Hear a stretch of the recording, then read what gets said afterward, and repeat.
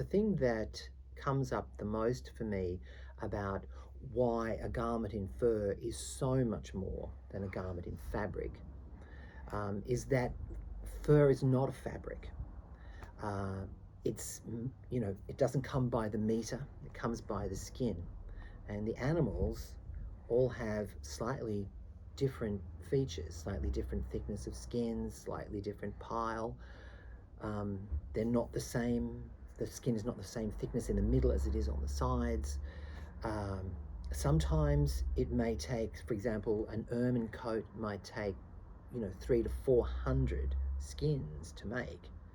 And every single skin has to be perfect and all damaged out. Any holes, any marks, all have to be removed first. Then all the skins have to be stretched, wet, damped, nailed out on a board. And so imagine doing that 300 times, nailing out 300 skins. That's before you start. Before that has happened, somebody has graded those skins into colors. So someone has decided which skins will be here, which skins will be here, which skins will be under the arm, the darker ones under the arm, the ones that aren't so pretty under the arms, the best ones here, the very best ones in the collar, beautiful matched ones down the back. And so much has gone into it before you even start to make it.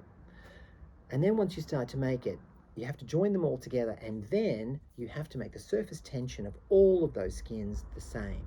So the fur is wet again, stretched to the pattern, which contains no seam allowance, on a piece of plywood and is nailed or stapled to the board.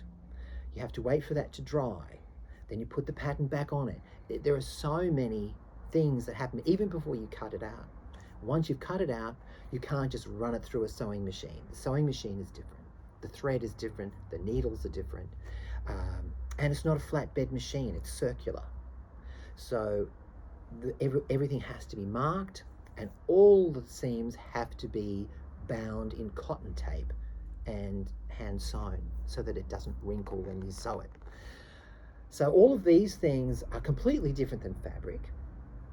The way we make them and the way they were all made originally by hand required vast amounts of people sitting there hand sewing all this tape on, machining all these things together, because you don't make just one coat, you make 20 coats if you've got a factory full of people. And so back in the day there were workrooms full of people. Today there's 3 of us, and the 3 of us have to be the people who grade the skins, who select them, who damage them out, who nail them, who clean them, who join them, who put the lining in them. And so it's incredibly labor intensive for only a small team of people to create a garment these days.